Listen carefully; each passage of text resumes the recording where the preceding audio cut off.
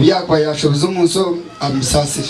Abaturage umucange cya Rugoma n'imyanya hetorwire bazibane na kuno kucuramirirwa ubwo bari kushendekereza umuturage wabo urugero mu magaragensi. Aha kwa Julius yatshashe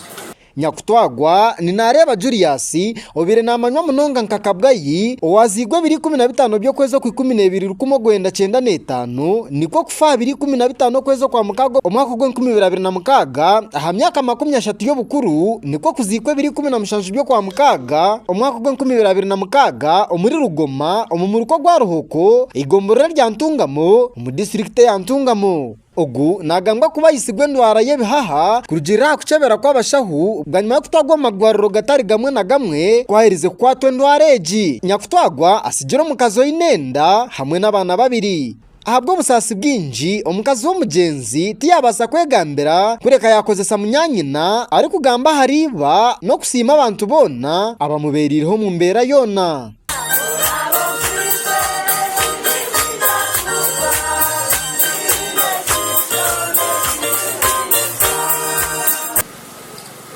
Omukazi w'omugenzi ebimwe byinji abaramukazi n'abaramu babigamba babagambire kureka ekintu ekitagambwaho izoba ery'omushiija we yakwatwa akakwatwa liriizoba ryo rwakabiri ubwo omushiija we yakwatwa oburwire obwo akaza mu rwa kiriniki akaronda n'embazi akajinera izoba yorwa kana ampa amagara niho bwaremire bakamutwara Ntungamo ataho niho babire mbagira ki bamucebera bakakwata oburwiro obwo mpaho obwebihaha.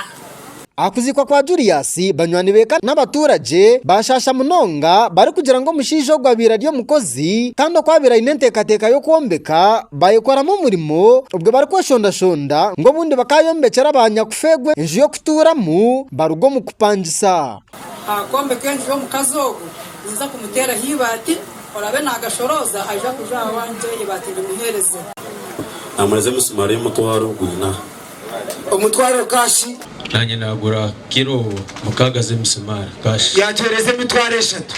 Bonlight Rukundo uryo mburiza habwe kanisa ya Rugoma Church of Uganda yahumurizo mucyara wo mugenzi kandi yayejunise kigambo cya Ruhanga ikiri kurwo mu Biburi Paulo yahandikire Timoteo yo kubanza eshura ya 5 urunyiri rwa 5 cyo kumuhamya futura hojo mukaye mwe mtwayi kwa webisi ungebi ubundi tureke kwewa masiko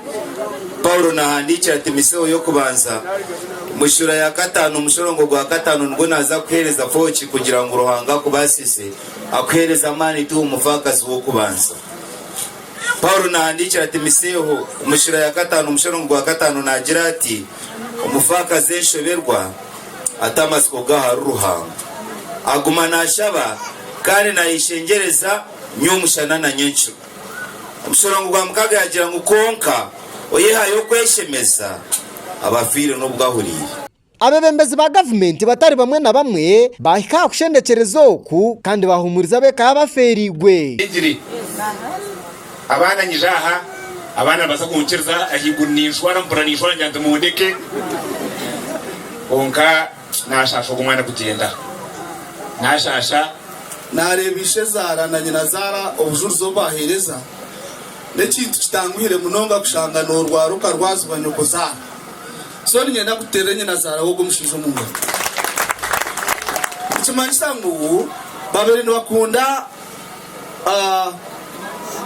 omwana wabo bakunda mhara wabo nico bakuratire akabwayi bakaza kugira ki umurwazi nenda kusima munonga Ndi Gilbert na Praise Asasira ahabwa Modern Television.